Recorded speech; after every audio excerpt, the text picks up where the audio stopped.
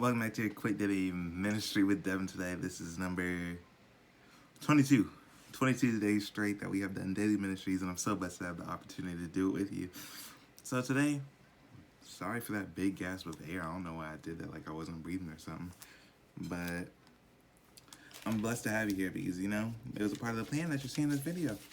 Or you just subscribed, but it's still part of the plan, part of God's journey that you saw this video. He obviously woke you up today. He gave you breath. He could have took you out any part today, but guess what? You still made it to this video. So today y'all should have read Job chapter 12 through 14.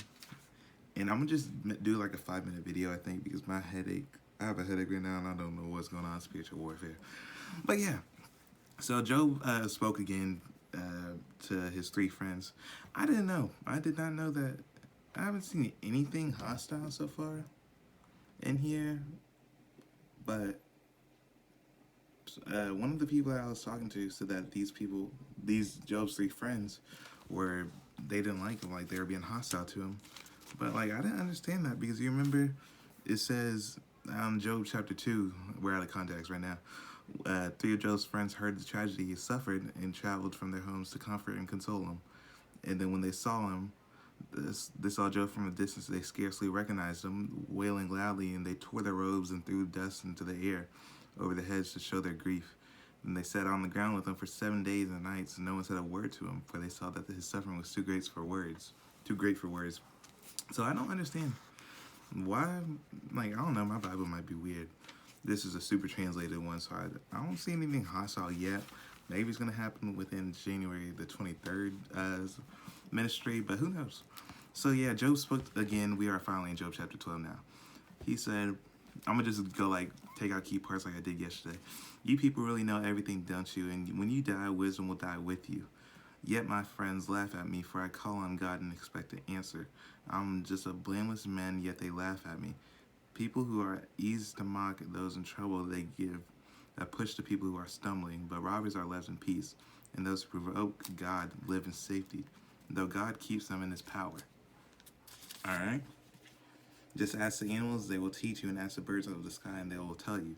Speak to the earth, and it will instruct you. And let the fish in the sea speak to you, for they all know that my disaster has come from the hand of the Lord. For the life of every living thing is in his hands. So yeah, that's the first main parts. This is one thing I want to take out. In Job chapter 12, verse 13. But true wisdom and power are found in God. Console and understanding are his. And then verse 14 is, what he destroys can be rebuilt. When he puts someone in prison, there is no escape. If he holds back rain, the earth will become a desert. If he releases the waters, they will flood the earth. Yet strength and wisdom are his. Deceivers and deceived are both in his power. He leads consolers away, stripped of good judgment. Wise judgment becomes fools. Wise judges become fools. And then Job wants to argue with God now in chapter 13, 1 through 19. Look, I have seen all this with my own eyes and heard it with my own ears. Now I understand. As for me, I would like to speak directly to the Almighty. I want to argue my case with God himself. As for you, you smear me with lies. As physicians, you are worthless quacks. If only you could be silent. That's the wisest thing you can do. Listen to my charge and pay attention to my arguments. Are you defending God with lies? Do you make your dishonest arguments for his sake?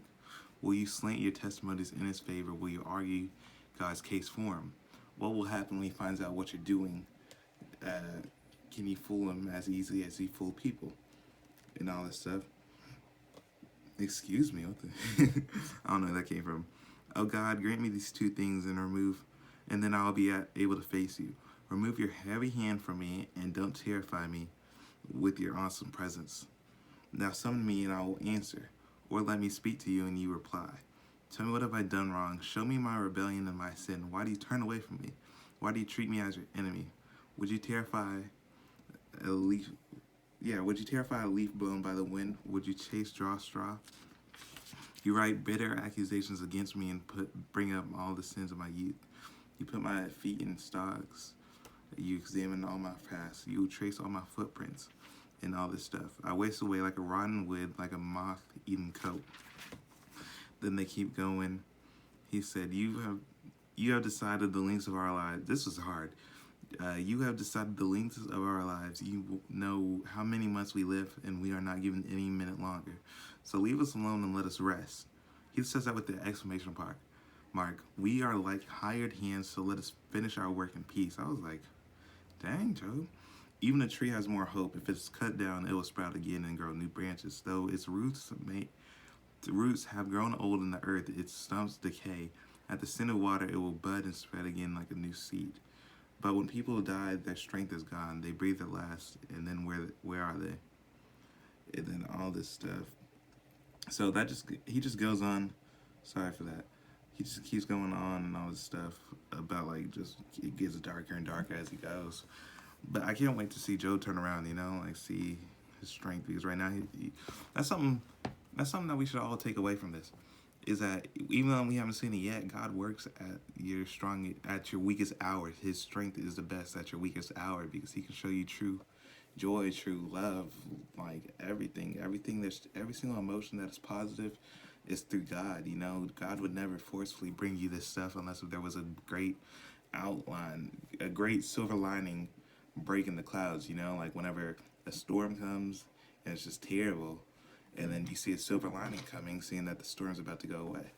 So yeah, like by storm going away, like silver lining is when you see the ray of sunshine instead of the dark clouds. So yeah, I can't wait to see Job's life turns around, but it hasn't happened yet. But I can't wait. So I hope you enjoyed this daily ministry with Devin today. This is number 22, and I'm so blessed to have you. I hope you have a blessed day. God loves you. I love you.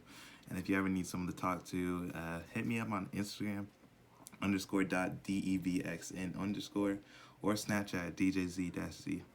Have a blessed one. Peace.